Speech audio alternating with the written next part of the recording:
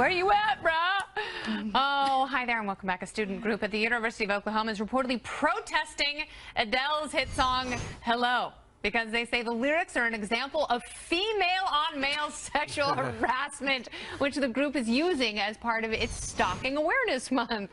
I'm looking at you. So were they onto something? Or smoking something? The panel is back. Katherine Timpf, Julie Roginsky, and Jamie Weinstein. So, Kat, have you ever called someone 1,000 times? Text, yes, but not call. I've definitely texted. You're a millennial. Millennials don't call people. I'm working on it, but what really got me here is that it was specifically sexual harassment. So maybe it's harassment, maybe it's stalking, but unless she's leaving like naughty voicemails every time she calls, which seems like a weird thing for a heartbroken person to do, then it's not sexual harassment. No, it's not sexual harassment at all. I mean, okay, but here's what I will say about this. I actually like it because they're not attacking men. It's such a novelty for them to. I think they're doing it just to get publicity and attention, which we're giving them.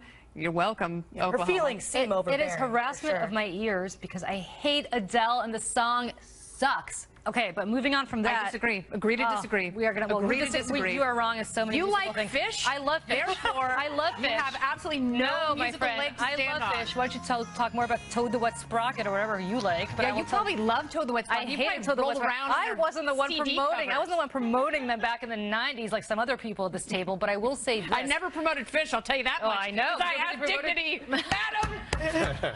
Because you hate Adele, but you love the message here. I hate Adele. I love the message. Keep stalking Adele. What about the police? Are they gonna, why don't they go after Sting for every breath you take? Yeah, that really is. That is the ultimate. If you're gonna pick a stalking song, that is the ultimate. We all stalking have song. feelings. Yeah, even stalkers. Sometimes they're overbearing, and you do things you wouldn't normally do. Is this like listen to Adele? No, I'm totally with them. I mean, for years I've been having a crusade against Who Let the Dogs Out by Baja Man, by trivializing letting dogs out of cages. To round them all up. It's an outrage, and I'm glad that someone's taking. I mean, look, in college campuses today, people try to find things to offend them. So now they're going through every song that comes out to try to find any verse that offends him. It's sad, and it's a real problem with academia, but it's seeping into the culture. That's why it's really scary. I think they think it makes them smart. Like, oh, I noticed that this was actually problematic before you did. And Microaggression. All right, Bernie Sanders, speaking of aggression, he says he wants Donald Trump to win the Republican nomination because he thinks he would beat him by a mile in the general.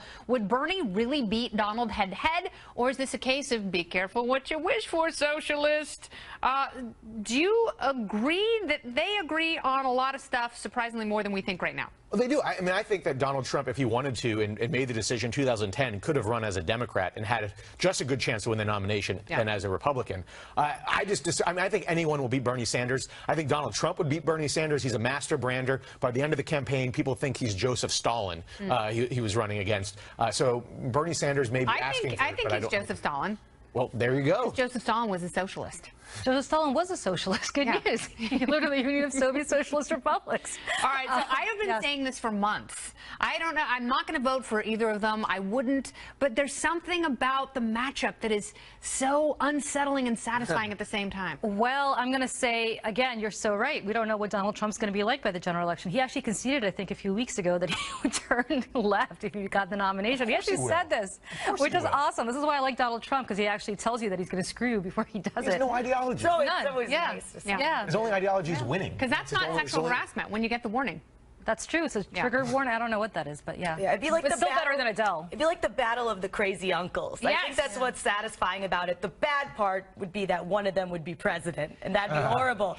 But watching crazy uncles battle is very interesting. And I mean, the debates alone is worth the price of admission. The Queen's accent versus the Brooklyn accent. It'd be like the battle of the outer boroughs. It'd be awesome. I think they prophesized this in the book of Revelations.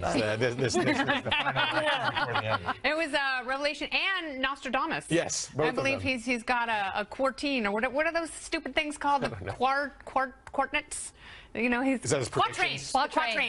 Yeah, that's right. Maybe I knew I would get to it eventually. I hope to goodness and mercy that this happens, because the election cycle has been so strange. If we were left with two milquetoast candidates like Marco Rubio and Hillary Clinton, I think all would be lost for after all this. We're just back to the same stuff again. I totally agree with that. And the best part is I'd see you guys at the Clinton nomination, and I'd be like, waving to you. You'd all be depressed. You know, it'd be great. The best part is right in the middle of the debate would be Michael Bloomberg screaming for attention as Bernie and Donald Trump go back and forth and yelling at each other. Will someone listen to me, please, please? What does Michael Bloomberg appeal to? Because you know who he appeals to? Wall Street. Michael Bloomberg. All right, you guys, thank you so much, Jamie, Julie, and Kat. And it's our Friday. But you know what we have coming up? Your favorite, Dr. Ron Paul, joining me to answer the question, who should libertarians support now that Rand Paul is out of the race? A little later, celebrity chef Mark Murphy shows me how to make treats that are super for a bowl that will be delicious and football-y. Stay right here, thank you.